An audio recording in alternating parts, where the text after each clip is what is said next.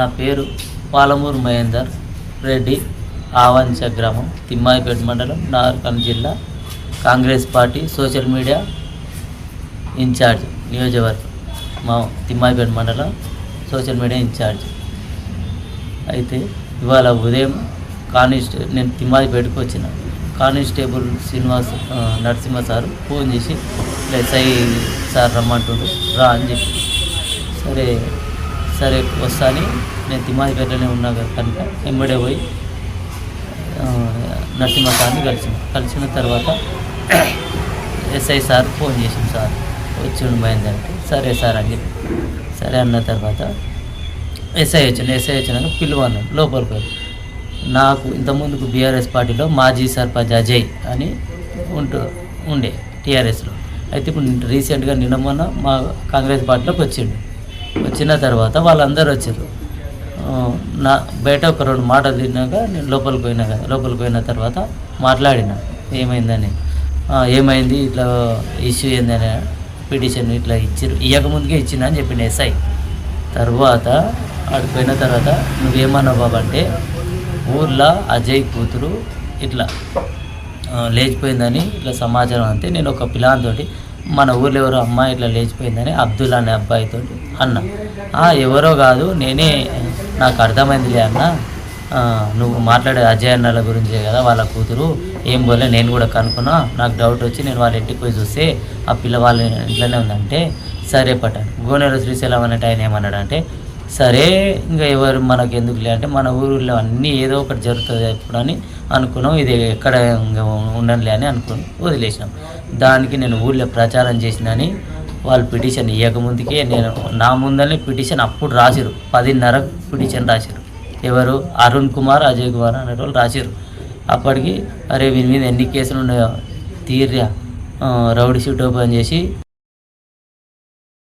బహిర్గతంగా వాళ్ళు తిట్టు, నీ అమ్మ అది ఇదని ఫుల్ తిట్టిరు నన్ను. అజయ్ వాళ్ళందరూ సీసీ కెమెరా ఎస్ఐ రూముల్లో ఇదంతా జరిగింది. 10 నిమిషాలు నన్ను మాట్లాడనిస్తలేరు, ఆ చెప్పే పిల్లగాన్ని కూడా మాట్లాడనిస్తలేరు. ఉత్తనే వాళ్ళకు నాకు ఇంతకుముందు కేసులు ఉన్నాయి. ఆ కేసుల ప్రకారంగా నన్ను ఇంతకుముందుకు 3 సార్లు అటాక్ చేశారు. అజయ్ 4 సార్లు అటాక్ చేశారు. అటాక్ చేసినందుకు ఆ కక్షలు పెట్టుకొని వీళ్ళు ఇట్లా చేస్తారు, ఆ కేసులు అన్నది తీపినా దేనికోసం అని సరే చేస్తే నేనేమన్నా తప్పు చేస్తే నా మీద శిక్షించాలి, చట్టపర చర్యలు తీసుకోవాలి, కేసు ఎఫ్ఐఆర్ చేసి ఇది చేయాలి కదా. వాళ్ళు నిన్ను కొడతారు బాబు అని మెట్ల మీద కూర్చోబెట్టారు కానిస్టేబుల్స్. సరే అని నేను కూర్చున్నా. మధ్యాహ్నం ఉదయం నేను తినకుండా నేను వచ్చిన కాబట్టి టిఫిన్ చేయకుండా ఆకలేదంటే కూడా తేలేదు. మధ్యాహ్నం 2 గంటలకు అందరు లంచ్కి వెళ్ళిపోయే టైంలో వచ్చి ఎస్ఐ జావేద్ అనే కానిస్టేబుల్, ఎస్ఐ డ్రైవర్ ఉంటాడు, ఒక తెల్ల షర్ట్ వేసుకున్నాడు, ఆయన డ్రైవర్గా నడుతుండు, ఆయన పేరు అయితే నాకు తెలియదు. పైకి తీసుకుపోయి కూర్చోబెట్టి కాలు జాపమన్నారు. ఒక ఆయన నా మోకాల పైన కూర్చున్నాడు, ఒక ఆయన నా ఎదలు పట్టుకున్నాడు. ఎస్ఐ సారే ఉల్టా మళ్ళీ ఇట్లా రబ్బర్ది ఒకటి ఉంటుంది, తోలులో టైర్ టీప్ ఉంది చూసిన టైర్ ఉంటుందా దానికి మళ్ళీ చెక్క కూడా ఉంది. చెక్క తీసుకొని దాంతో కొట్టింది, 10 దెబ్బలు వేసింది. తర్వాత నేను ఏడ్చిన. తర్వాత ఈ చేతుల మీద కొట్టి ఈ చేతులు వాసినాయి. అయితే రన్నింగ్ చేయమన్నాడు, రన్నింగ్ చేయి కొడుక అని మళ్ళీ వేసినాక ఇదిరా అని ఫుల్ నన్ను తన్నినాక నాకు కనీసం స్పృహ తప్పిపోయినాడు. నాకు దూపు అవుతుంది సార్ అంటే దూపనా అని నీకు ఉచ్చవస్తాను ఉచ్చవసిండు. ఇగో ఈడ పడ్డది టాయిలెట్. కొడుక నేను నా రికార్డు తెలుసారా గద్వాల నేను 2 నీకు ఎవరు ఇచ్చింది సోషల్ మీడియా ఇన్ఛార్జ్? సోషల్ మీడియానా, కాంగ్రెస్ పార్టీ? చెప్పు మీ కాపు కొడుకులారా అని ఉచ్చవసిండు. ఒకసారి సరే అని సరే ఇది బయట చెప్పకు, ఏం చేసుకోరా నేను 2 ఏంది ఇప్పుడు 3వది అంట, నన్ను చేస్తే 2 చేసినట్టు ఎన్నుకుంటారు. ఎక్కడ గద్వాల నా గురించి తెలుసుకోరా, ఫస్ట్ తెలుసుకొని మాట్లాడు. ఇప్పుడు నువ్వు వాగులో ఉంది కదా, వాగుల మీ ఆర్చితాండ వాగు ఆ ఏరియాలోనే వేసేస్తా. ఇదంతా ఎస్ఐ సార్ చేసి తిమ్మాయిపేట ఎస్ఐ గారు శ్రీనివాసరావు మొన్న రీసెంట్గా వచ్చిన తర్వాత ఇదంతా కొట్టినాక బాగా అక్కడ ఎక్సర్సైజ్ ఉరుకని ఉడికితేనే ఇది అవుతుంది, నాకు నడవడానికి వస్తలేదు సార్, ట్యాబ్లెట్ అంటే తెలియదు.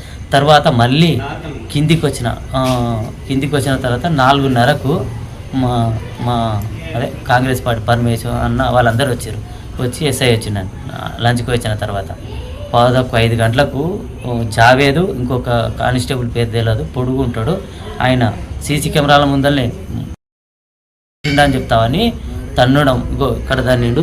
ఇప్పుడు అవన్నీ దెబ్బలు ఉన్నాయి, చూపించడం చూస్తా. నాకు నడవని లేకుండా నిర్పోడు వేసి ఏందో చేస్తారట, అది ఒక్కటి చేయలేదు. నిర్పోడు చెప్పిండు, అది కూడా తెమ్మన్నాడు. ఫోన్ వచ్చింది, అది ఒక్కటి చేయలేదు.